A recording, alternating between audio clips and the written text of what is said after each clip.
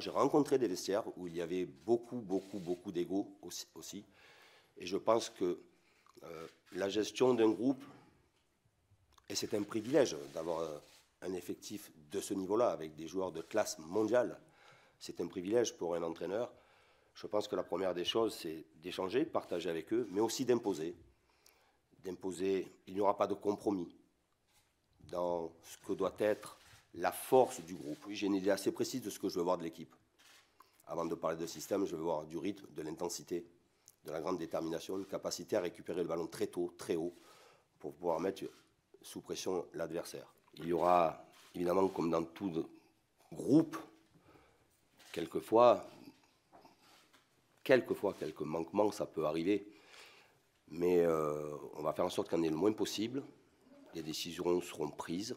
Il n'y aura aucun joueur au-dessus de l'équipe. Pour reprendre plus précisément sur Kylian. Kylian est un joueur talentueux, jeune joueur, sur lequel il ne faut pas rajouter de la pression. Il devra s'exprimer comme un joueur de l'équipe en étant, je l'espère encore une fois, autant décisif qu'il a pu l'être lors de la dernière saison. Mais ça ne reste un joueur d'un collectif qui doit être très fort. Neymar est un joueur de classe mondiale, il fait partie des meilleurs joueurs au monde.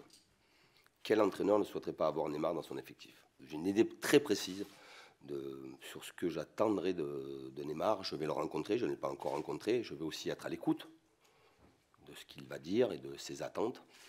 Mais bien évidemment que je souhaite que Neymar reste chez nous, parce que quand vous avez des joueurs de classe mondiale, c'est toujours mieux de les avoir avec que contre. Je pense que l'effectif doit être réduit, on en a beaucoup parlé aussi avec la direction.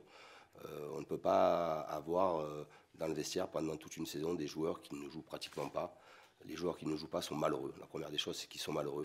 Et plus il y a de gens malheureux, moins vous avez de performance. On va faire en sorte de réduire et de trouver le bon effectif et la bonne taille de l'effectif pour faire en sorte que tout le monde puisse participer à cette saison-là.